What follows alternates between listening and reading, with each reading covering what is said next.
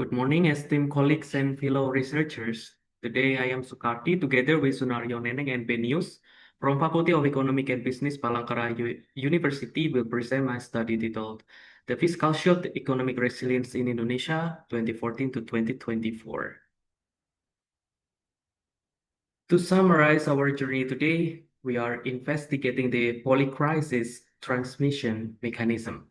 We will look at how global uncertainty isn't just a macroeconomic headache, but a behavioral trigger that changes how Indonesian subnational governments spend their budgets.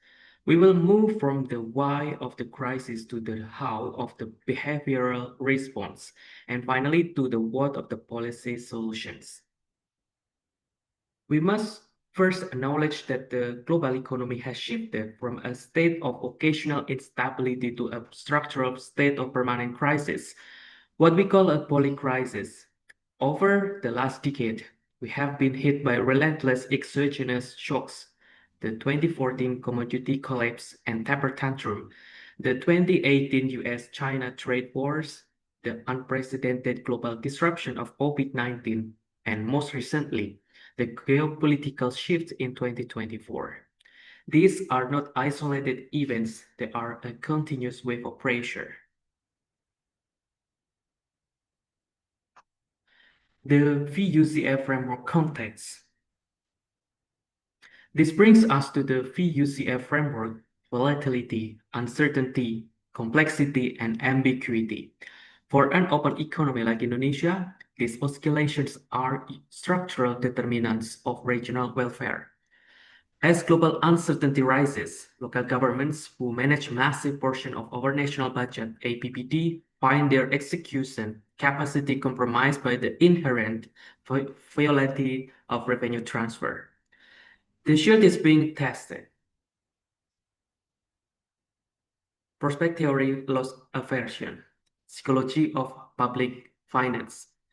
Why do governments struggle to respond? The answer lies in the psychology of public finance. Based on prospect theory, we find that administrators respond asymmetrically to gains and losses.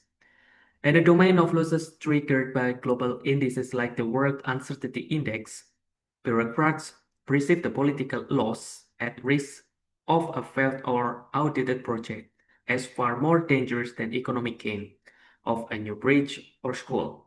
This drives extreme risk aversion, where liquidity is hoarded at the expense of development. Institutional theory and isomorphism. This psychological state is reinforced by an institutional theory. We see mimetic isomorphism, a fancy term for herd mentality when things get uncertain. Regional leaders mimic the safe, non-spending behaviors of their peers. This institutional bias creates a fear of audit that overrides economic logic. The result is a wait-and-see paralysis that hits exactly when the economy needs a counter-cyclical boost the most. Capital expenditure as transmission. Capital expenditure, or CapEx, is our most powerful fiscal instrument. It has the highest multiplier effect for regional growth. However, when uncertainty peaks, we see a self-inflicted wound. Governments deliberately slow down CapEx realization to mitigate deficit risks, which directly stunts long-term assets formation and poverty reduction. Global shocks transmission channels. How does the shock reach the profits? It is a chain reaction. Global instability leads to energy and commodity price volatility.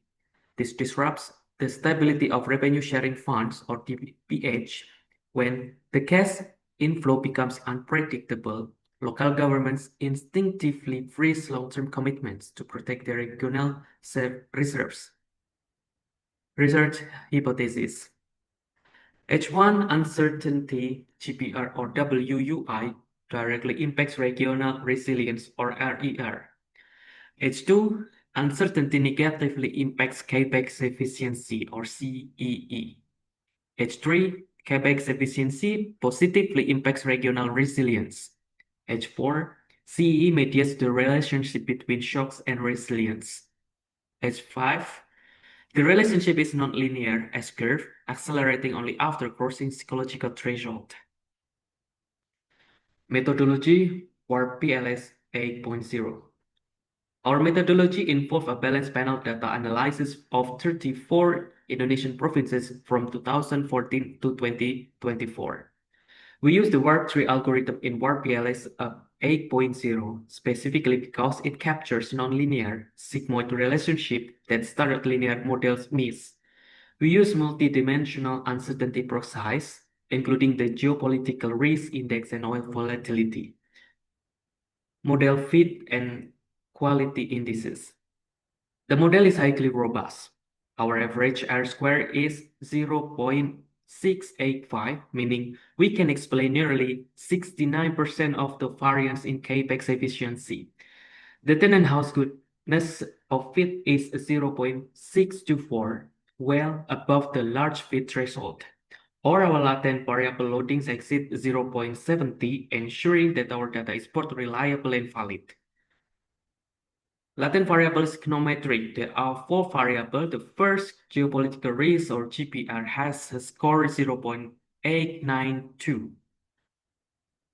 The variable number 2, uncertainty index or WUI, has a score 0.855.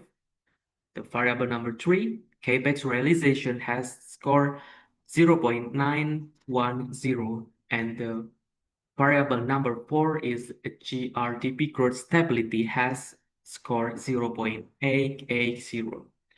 All of these exceed 0.70, ensuring robust convergence, validity, and reliability.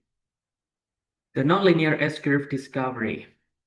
The most significant finding is the S-curve. Fiscal execution doesn't just decline steadily as uncertainty rises. It follows three phases. First, latency, where uncertainty is manageable. Second, the precipitation, where a small increase in uncertainty leads to a massive collapse in execution.